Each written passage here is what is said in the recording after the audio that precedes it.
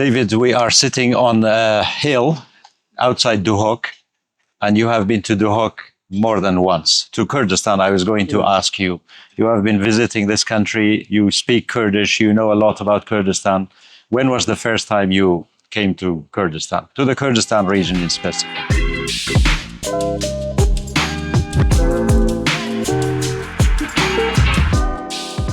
The first time I came to the Kurdistan region was in July of 1994. Wow. And I came here to Duhok, and I went to the University of Duhok, and I spoke with the rector.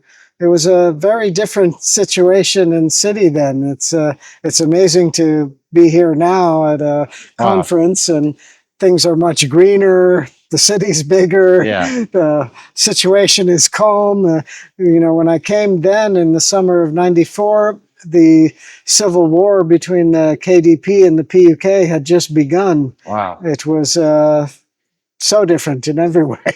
Wow. And it's funny that coincidentally, you came to Duhok, and now we are in Duhok again. Exactly. But what brought you, of all these countries in the world or the Middle East, in 1994 to Kurdistan? It was unknown to most people in the world back then.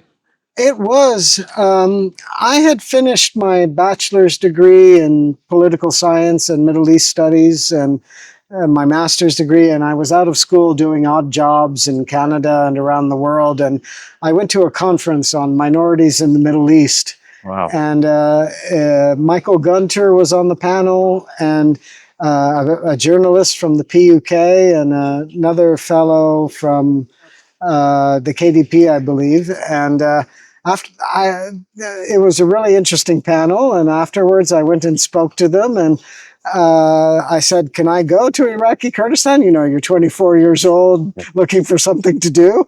Wow. And they explained to me how to do it, and a month later, here I was. Wow. How long did you stay on that trip? On that trip, well, the funny part of it was I visited here as part of a trip that I was doing, riding my bicycle across the Middle East. I did, by bicycle, I did Turkey for 3 months. And at one point, I had like a giardia or a dysentery from swimming in a lake and accidentally drinking water around Marash. And so by the time I got to Ahmed, I was sick. And so I couldn't ride for a little while. I needed a break. So I left my bicycle at a hotel in Diyarbakir in Ahmed. And I took a domus to Ibrahim Khalil, and I crossed into Bashur. Wow. That's how you ended. And then ever since, you have been coming and going back to Kurdistan for work. Yeah. You have written hundreds of articles, given speeches, workshops, conferences. What can we say Kurdistan is your area of expertise, or the place you love? It's the area I love and focus on the most. There's expertise and there's expertise. I'm not from here. I'm not a Kurdistani, so there's a level of expertise for someone who grows up here, who knows the language so much better than me, that I'll never have. That's natural expertise. Yeah, but I still develop a kind of expertise, maybe as someone who comes with outside eyes, without attachments to this or that party or movement or tribe or region. And of course, I'm always comparing it to other political systems that I know. And when I came here at that time in the summer of '94, everything I saw here during the couple of weeks I was in Bashur, and the things I saw in Baku when I was there for months, it was the height of the PKK insurgency. That's what made me decide to go back to school and do a PhD focused on the Kurdish issue. And when I started, you could count the number of books on the modern Kurds on one hand. Yeah. In French and in English. I remember I went to Robarts Library at the University of Toronto, biggest library in Canada. 2 million volumes in that library alone. And there were 5 books on the Kurds total. Wow. 2 in French and 3 in English. That was it. Wow. And so I said to myself, wow, everybody and their dog is talking about, the Arab-Israeli conflict, which is what I also looked at more when I was an undergraduate. But no one's talking about this huge issue, at the time, 30 million people who the world doesn't know. And the first I had ever heard of the Kurds was I was in high school in 1988, and the Anfal campaigns and the attacks on Halabja. That was the first exposure I had, and so I wanted to help the world get to know Kurdistan at the same time as I came to know it better. That's true. That's why you are actually one of the big experts on Kurdish affairs, because you go to these Kurdish events, Kurdish political leaders, Kurdistan background. How do you describe Kurdistan now compared to 30 years ago when you first saw it? Do we have a place in the world and the Middle East? Well, I think are we more recognized now? Yeah, I think there's a big difference. I think there have been a lot of changes, but it depends which part of Kurdistan we're talking about. Rojalat, in some ways, is very much like it was 30 years ago, and in some ways worse. Whereas Bashur, it's like night and day. It might as well be a different world completely. In Baku, there have been a lot of changes as well, but some things are similar to before, whereas others have progressed. And I think Rojava, thanks to the terrible civil war, Rojava is also a whole different place now. Something where people can speak freely like they never did before. And I always had a measure of how free a place is by how quickly people start talking about subversive issues when you meet them. And I remember, in Turkey, in many ways, the repression of Kurdish identity and so forth is most severe. But at the same time, in Turkey, 5 minutes after you meet a taxi driver in Hakkari, who'll be like, oh yeah, my brother's in the PKK and blah, blah, blah. And so there was a strange higher level of liberty there in some ways. Whereas I remember when I went to Syria the first time in 1998, I stayed 2 weeks in Kamishli at one point. I was trying to get permission to cross here, but I never got it from the Mukhabarat in Kamishli. Wow. So I got to know people there. I used to play Frisbee with them in the park every day. And there were some people, I knew them 2 weeks. And after 2 weeks, they said to me in a low voice, I am Kurdish. Wow. It's like, I knew that, of course, but that was the level of repression in Syria compared to Turkey at the time. Wow. And it was similar under the parts of Iraq that Saddam controlled. Yeah. And in Rojalat, it was bad as well when I went in 1999 and in 2000. So wow, that shows that you have seen really all the four parts of Kurdistan, as we say. And you do not only come to Kurdistan for short vacations. You spend one of your sabbaticals here, I guess. Yeah, I spent 2 sabbaticals, so 2 semesters total. So you have spent proper time.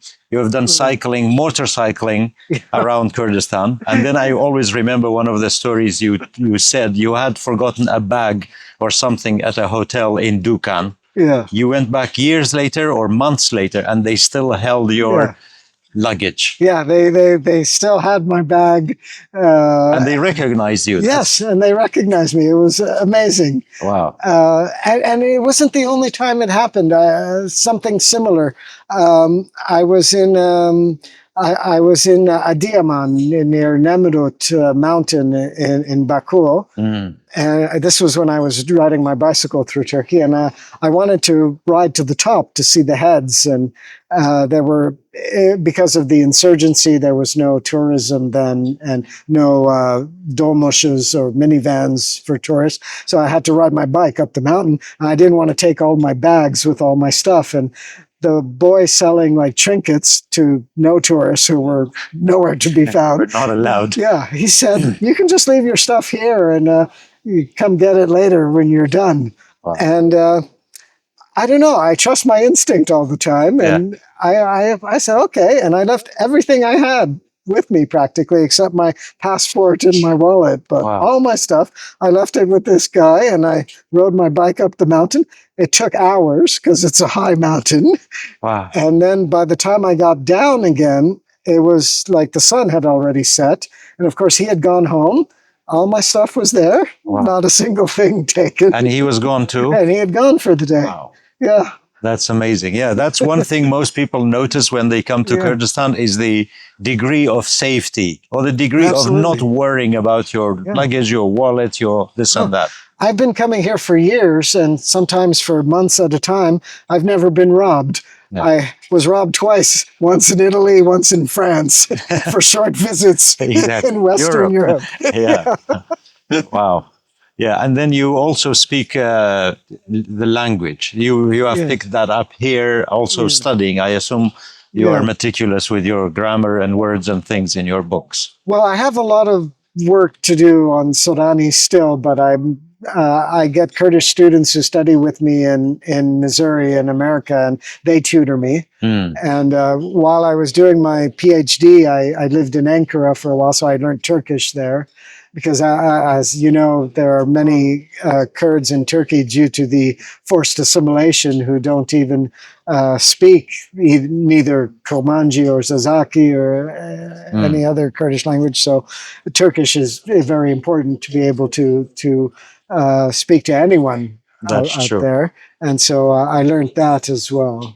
And then in Kurdistan, which area can I say is your favorite part of, let's say, talk about Kurdistan region? Yeah. Oh, I don't know if I have a favorite area. In general, I like the nature outside the cities. On my last two sabbaticals, I lived in Hawla, of course, and the last time with my wife and kids too, and it was nice to be downtown and the Golden Gulan district, and you're close to all kinds of nice stores, but there's too much noise, too much traffic, and I like to get out on the Zagros Trail or Derinkuyu near the border, wherever there's rivers or mountains or streams, or in the mountains near Halabja.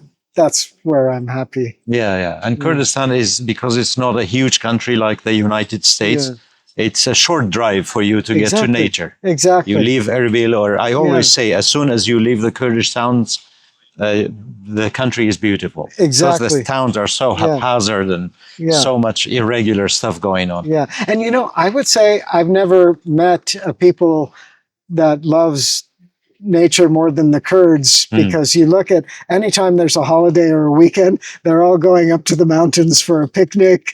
Side of the road, doesn't matter where, as long as they're outside the city.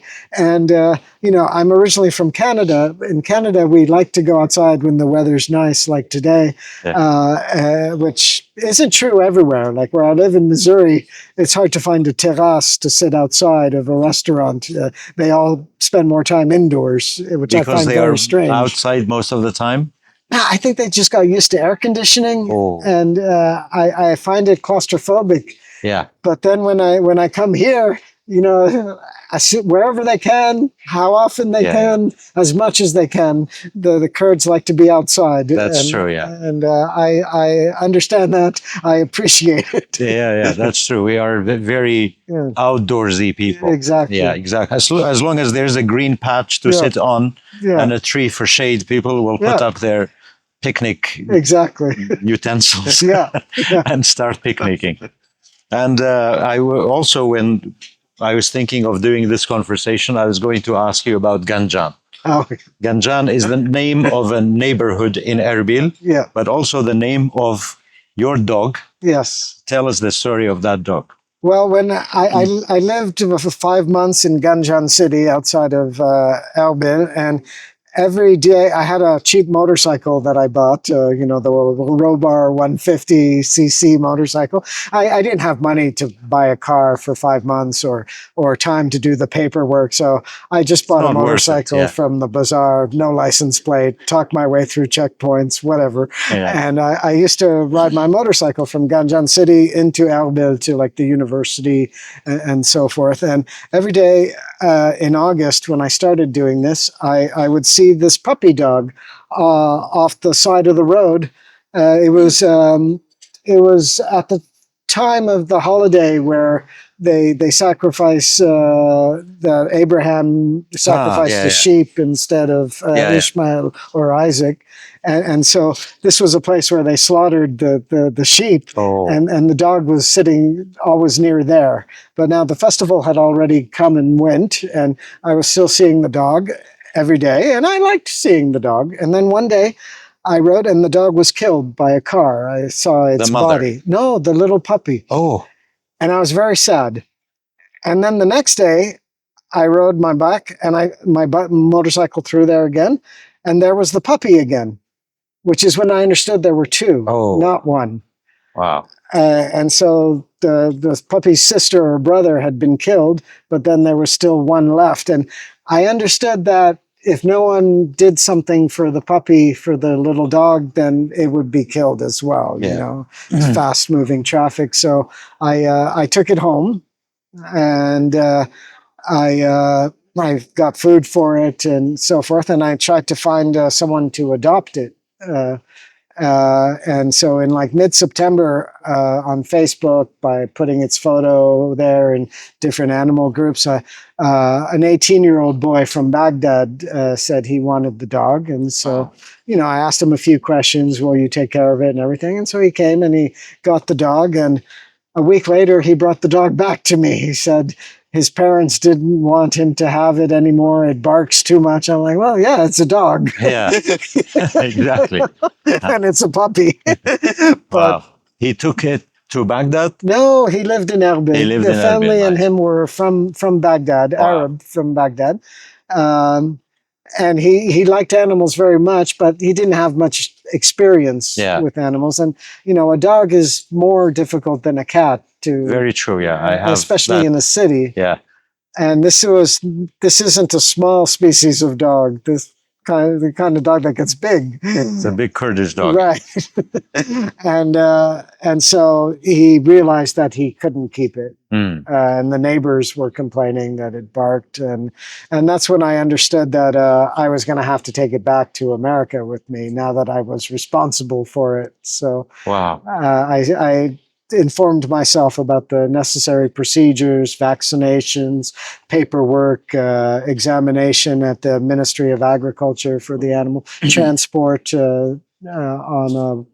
by airplane. And I took her back to Missouri in November before she got too big. Wow. Is she doing well now in the U.S.? Yeah, she's doing very well. She lived with us for, I guess, 4 years. But I don't know. This was a dog from maybe the mountains where the dog's mother never obeyed the shepherd, and so the shepherd kicked her out. She was not an obedient dog at all. And 4 years, and I could never train her. I've had other dogs; they do everything I say. Wow. This dog would not listen to anything. I have a big Kurdish dog as well from the mountains. Yeah. He does what he wants. Yeah, too intelligent, you know? Exactly. I think they say, trust me. Yeah. Yeah. Well, this dog finally, after 4 years, she was leaving our property. We had like 2 hectares of forest where we live in Missouri, but she was leaving our property too much, and she was going to the neighbors and chasing their chickens, making fights with their dogs. And, harassing the neighborhood. Yeah, well, it was only a matter of time before someone shot her. So I gave her to a friend of mine who has a very large farm in Missouri and who needed a dog to actually keep the coyotes and the deer and the raccoons away from his crops. And so he adopted her, and she's been living there since then. And he says she does a very good job. Yeah, yeah. Those Kurdish dogs, all they Yeah. care about is protecting the Yeah. territory. Yeah. That's their only thing. She's on the job all the time. All the time, yeah. I have another new dog now. He's very nice. He listens, but he falls asleep and the deer come and they eat our fruit. Wow. He doesn't do a good job like she did, but he also doesn't leave the property and bug the neighbors. And I think you had done some sort of DNA test or something. Yes. That dog turned out to be 12% wolf. Yeah, she was 12% wolf and like 3% coyote. Wow. And a mix of Anatolian shepherd for a good maybe 20, 30%. And Wow. Caucasian shepherd as well. And then some small African breeds. So quite the mix. Yeah. I should do a DNA test of my big Kurdish dog as well. You should. Yeah. So now that going back to the issue of Duhok and visiting Kurdistan over the decades and all that,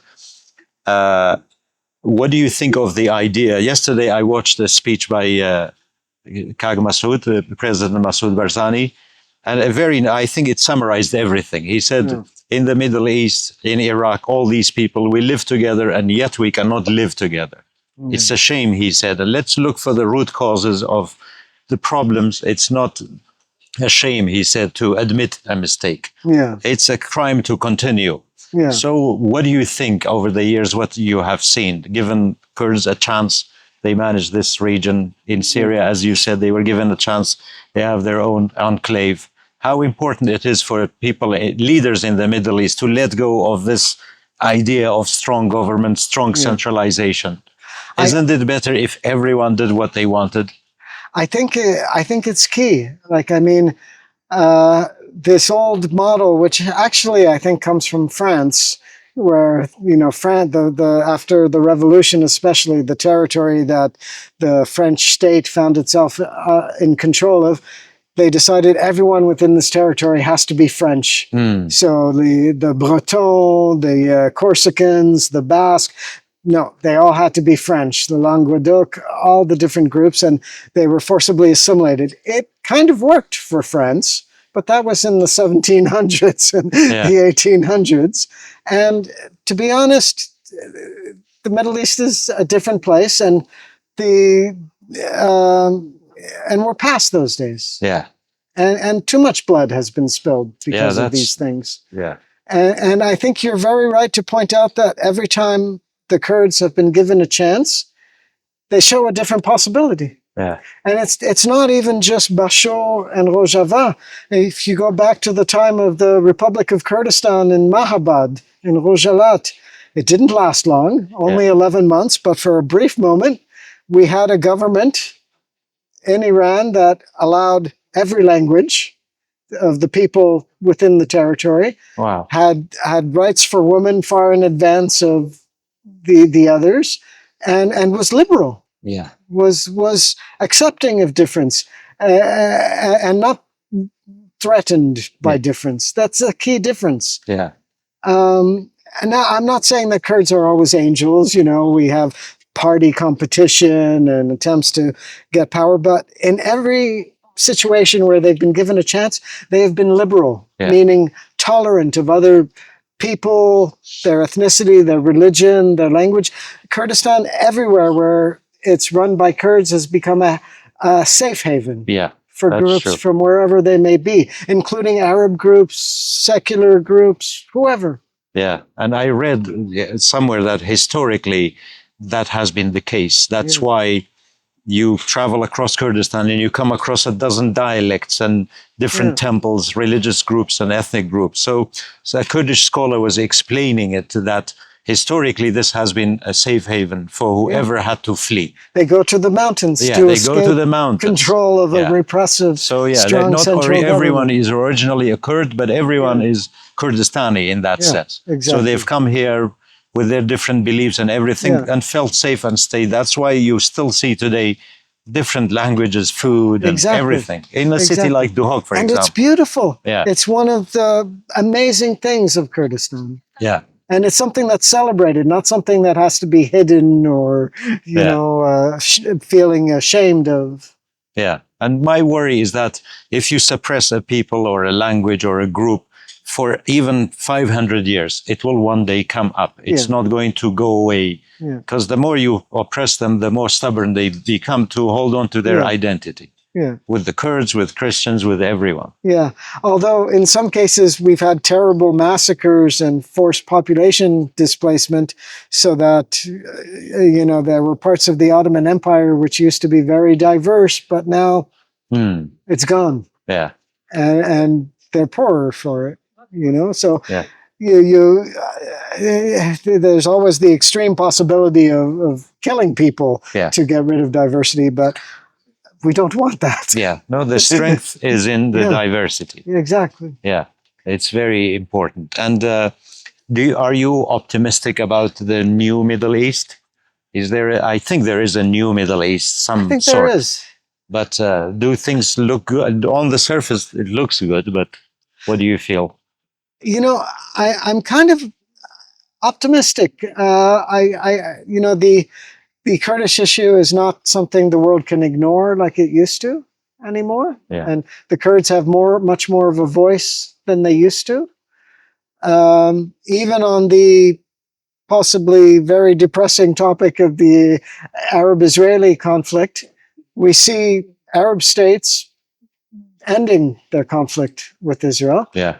Now, between Israel and the subset of Arabs who are Palestinians, it's extremely terrible at the moment, but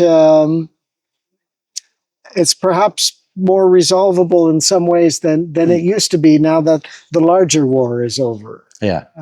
So even there, it may take a long time, but we have advancements in Saudi Arabia, little things like women being allowed to drive and more liberal attitudes. Even in Iran, we see the end of the mandatory hijab in sight, and people demanding liberties that have been forbidden to them for so long. So the region is changing. It is changing, yeah. And these little, these openings, albeit small, it's still better than the oppression and banning of everything. Exactly. Yeah, whether it's language rights, music festival in Saudi Arabia, exactly. removing the hijab. It's wonderful to see. Yeah. And every little thing like this, it becomes contagious. Yeah. No one wants to be the closed, dictatorial, backwards person who isn't keeping up with a more open movement towards progressiveness and different ways of doing things, all while still maintaining your culture. Exactly. I don't think this is a case of like the region suddenly trying to become Western. No, there's some who would like to become Western, and they should have that right. Yeah. But I think there's something in the region where people are saying, no, we have our ways of doing things, but we want to be free. Yeah. That's true. And with the internet and the new generation and even the old generation, everyone is online these days. Yeah. You can't hide anymore. You cannot say my regime is the best.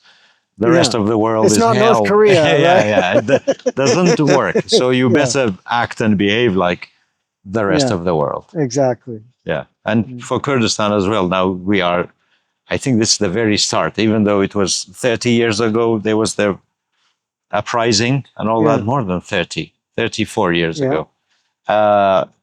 It is still in the process of building itself. Sure. And there's still a long way to go. Yeah. There's things especially about basic needs and opportunities for people who don't have WASTA. There's a lot of challenges still. Yeah. But my goodness, that first time I came here in '94, it was a whole different level. Yeah. And so when you live here on those sabbaticals you have, and you are planning, let's not spill the beans for now, you are planning to have another sabbatical here. How do you spend your time? Do you do lectures in local universities and all that, or you really immerse into the locality of Kurdistan? Yeah, I do some lectures. I attend some lectures. I like to travel through the region as much as I could. Every opportunity, there's always something else to see. And I meet with friends and travelers through here to hear about their experiences. The sabbatical where I had the cheap motorcycle was especially good for that. What year was that? That was 2016, from August to December. Wow.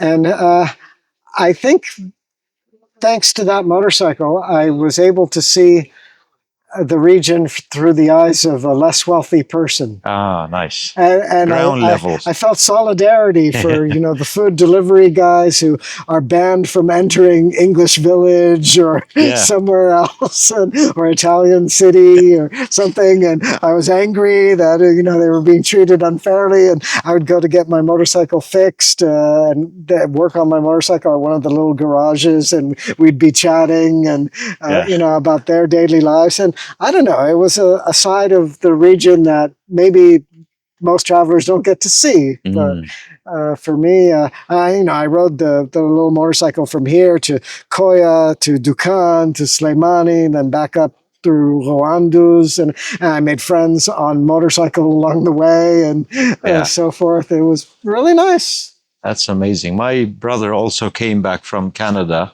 2 years ago.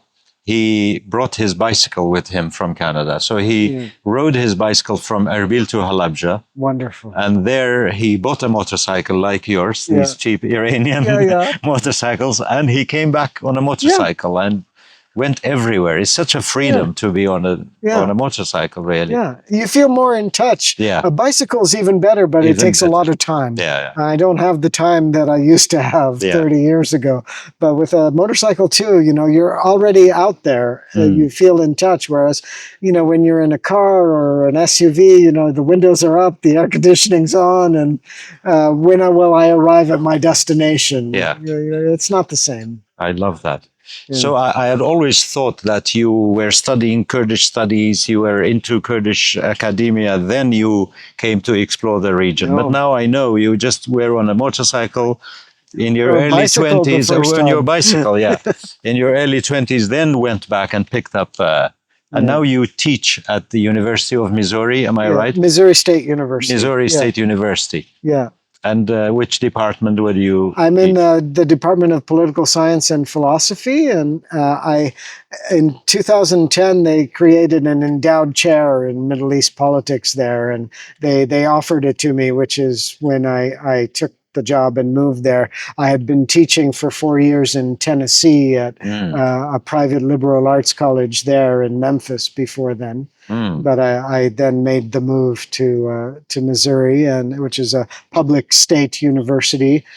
Sometimes a lot of our students are first generation students whose parents never went to university, and even locals, you mean? Yeah. From often humble families, and the first one, and I like that. I like. I find them so polite, so eager to learn, and not at all demanding or pretentious or anything. They are there to learn. That's important. They don't come up with a background of knowing a lot and being obnoxious. Right. Well, thinking they know a lot, not knowing a lot. When I was teaching in Canada, like on the East Coast and elsewhere, after every assignment or examination, when I would give them back their grades, there'd be a lineup outside my office to argue their grades. That never happens in Missouri. They accept whatever you give them, and they say, I will try better next time. Exactly. That's amazing.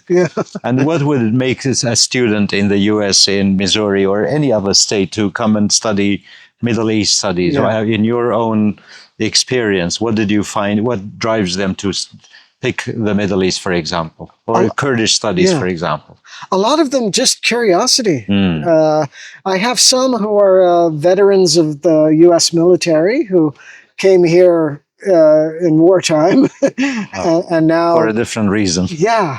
But now that they've gone back home and they can study in university, they say, I want to actually learn more about the place where I was and the people I met, and so they take the classes. And there's others who want to work in business or government, and they study the Middle East as well as other regions to get a good international grounding to prepare them for that. Hmm. And Kurdish, I think some Kurdish students recently have been coming to study Yes.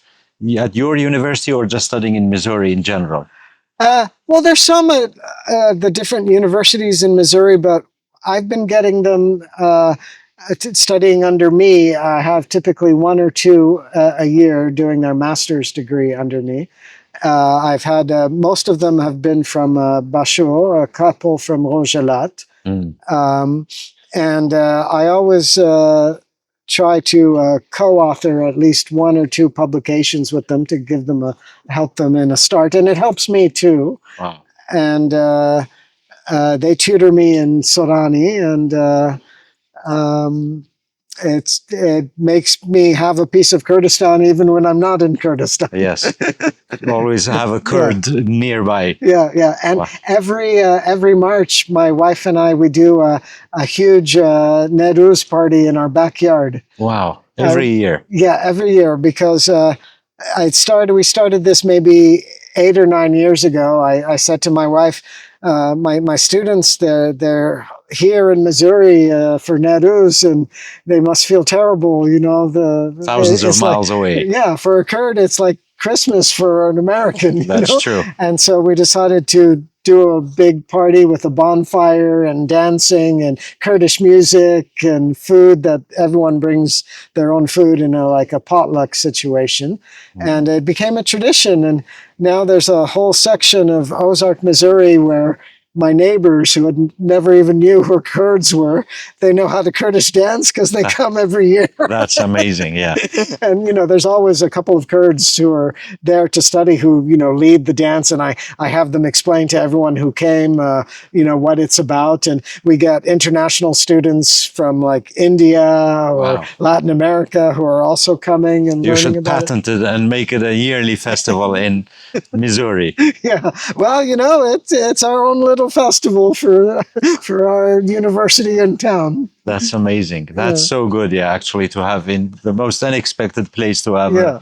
And you do it on Nowruz Day, or that it's week. Close. It's like Friday or Saturday, whatever Friday or Saturday is closest to. Yeah, on a weekend, basically. Yeah, exactly. Wow, that's really incredible to have that here. And Kurdish, the Kurdish community, you said you were in Memphis for 4 years. The biggest Kurdish community, as you know, is in Tennessee, but in Nashville. In Nashville. Yeah. Yes, not far at all. And so sometimes I had events when I was there, like Kubad Talabani came twice. He was at the time the head of the representation office in Washington of the KRG. So he came twice to Rhodes College in Memphis when I was there to give a talk about the Kurdistan region. And then, of course, we had members of the community in Nashville who came as well to receive him and attend the talk and so forth. Yeah, it's a big, they call it Little Kurdistan. Yes. I've been there once, I think, or twice. Yeah. In passing, I must say, through Nashville. Yeah. But the Kurdish community, in your opinion, is very small. First of all, in the U.S. compared to Europe, there are more Kurds concentrated in Europe. Yeah. But are they in the system in the U.S.? Are there like influential Kurds in various business, politics, different sectors, or no? There are some.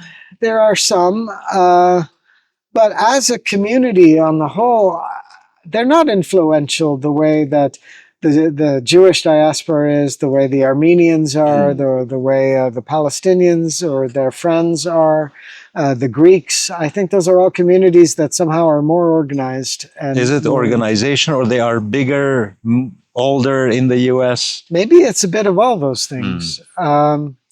But, I remember once, I don't know if I'm supposed to say what happened in the meeting, but one of the times Kubad came and many of the Kurds from Nashville had come, and we had a sit-down kind of meeting where he wanted to hear from them about what they were, issues that were concern to them.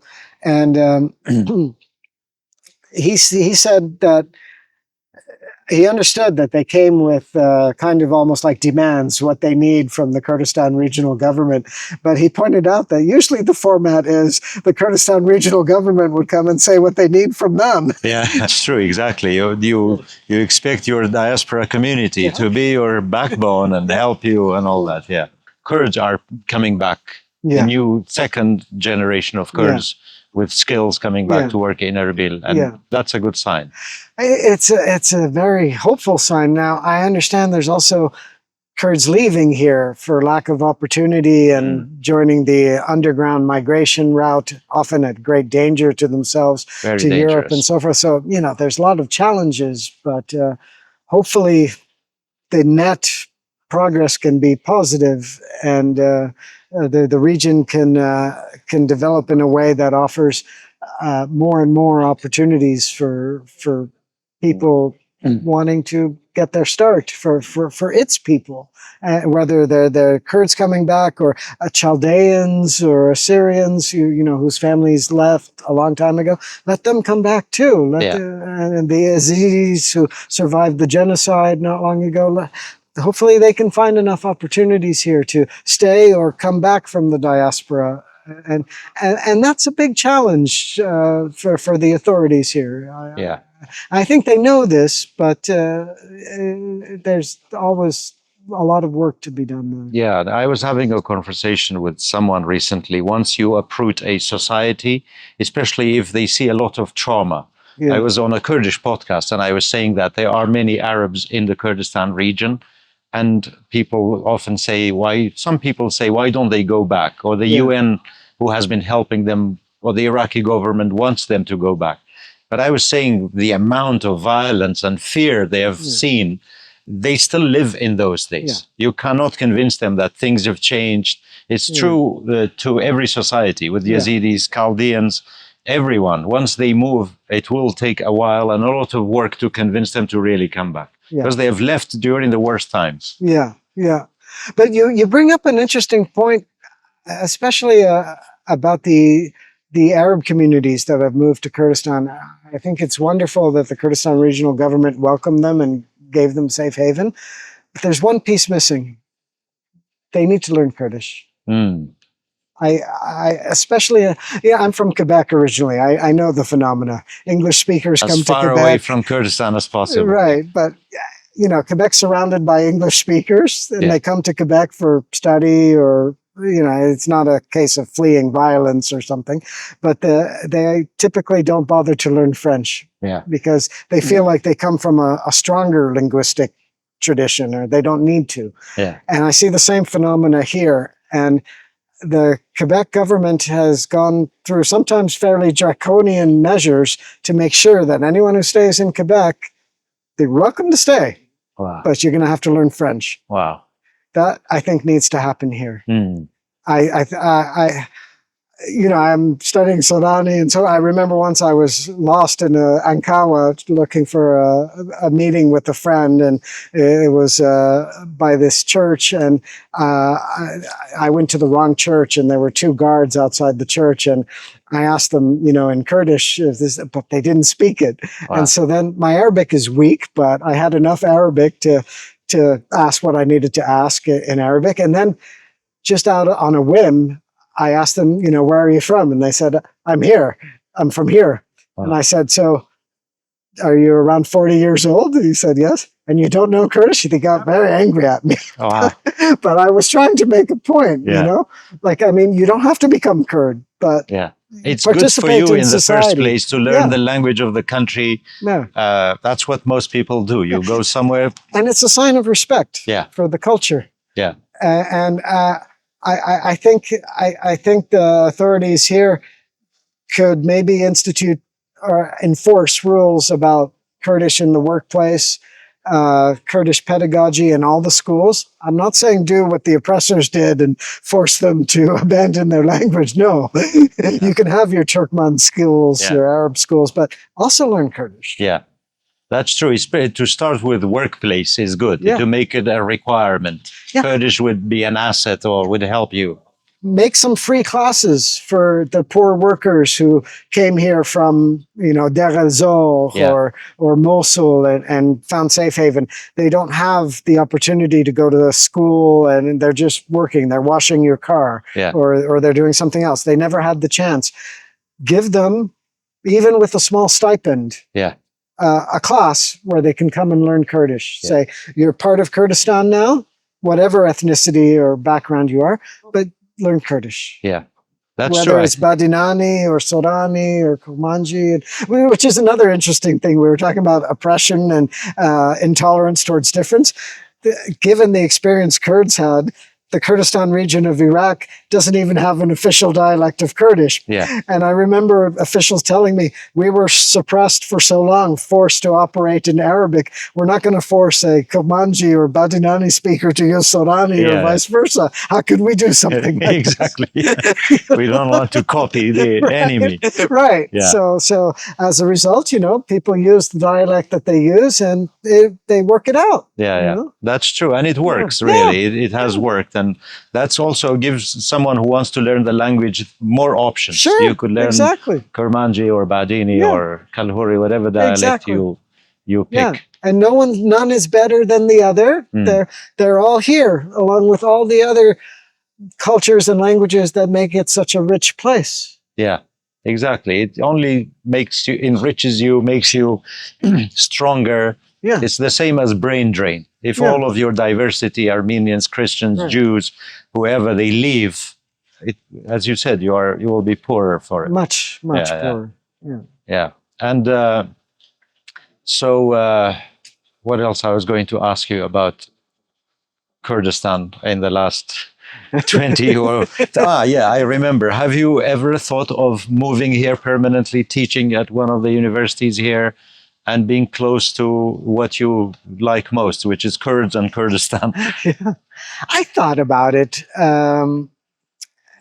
It's always, you can't put all your things that you love in one place. There's always things here that I don't like as much as at home, to be honest. Life can be sometimes very comfortable in North America, where everything is easy, and not everything is always easy here. Let's be honest. Small daily traffic things, or just, bureaucracy can be sometimes kind of crazy, or rules that, not being from here, I sometimes don't understand why it's the way it is.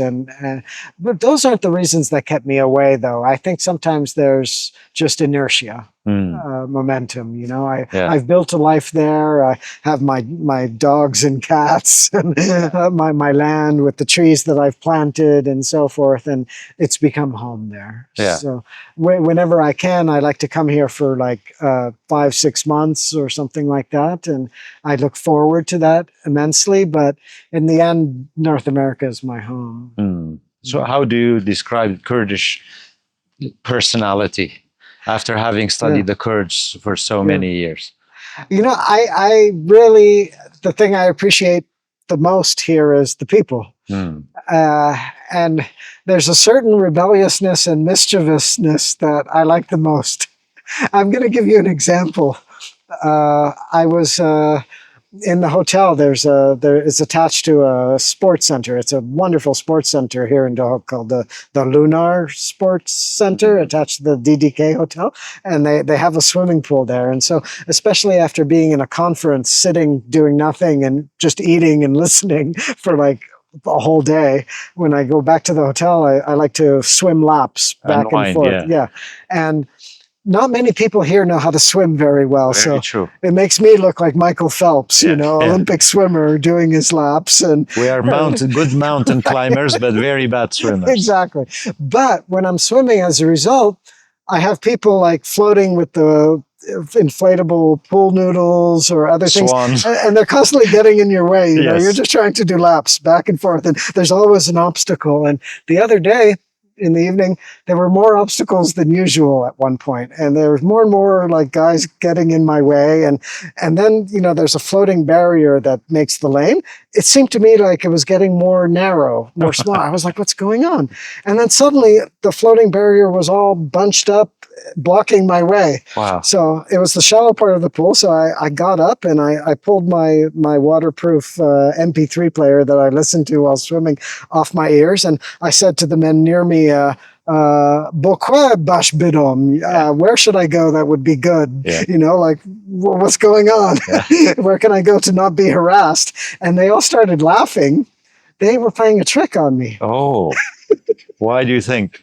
They figured it would be funny. It wasn't everyone in the pool playing a trick on me, but there were 3 of them who were purposely like closing the lane. Wow. And closing it up. And it made me laugh a lot. Like, and remember not to take myself so seriously. You know? They pointed at one of the most mischievous and they said, he is troublemaker. They said in English. That's when you knew they were playing a game. They're just taking the piss out of me, having fun. I like that kind of spirit in people, there's some places you go and everyone's so like correct and cold and but here they weren't being mean to me. They're just playing a joke, and I'm sure if I was having trouble, they would do whatever it took to help me, you know?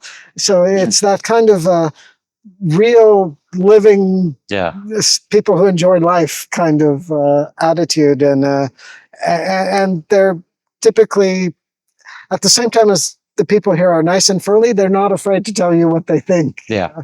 It's a wonderful combination. Yeah, that's true. And there's also a bit of fatalism in Kurdish people. They face things. I have to say it's a sense of humor most of all. Yeah, like, exactly. Yeah. It's humor in its own way. Yeah. Kurds, we face things with the Peshmerga spirit. You could do anything without knowing anything about that. If there was ever a people that had a right to be like depressed and complaining of victimhood, it would be the Kurds. But in a day-to-day life, no, you don't hear it that much. Of course, in academic works or when they're making political arguments, they'll bring up past victimizations, but in a day-to-day life, it's like, why? Exactly. It is what it is. Right, exactly. Yeah. Wow. So this was really enjoyable, David. I enjoyed this conversation so much. Thank you. Thank you for. I'm glad that we had this chance to catch you basically here in Duhok. My pleasure. Hopefully we will continue the conversation in some other time. Yeah. In Erbil maybe, or Missouri. Anytime. Yeah, absolutely. You still owe me a visit in Missouri. I will visit for sure this time. Good. Thank you so much. Thank you.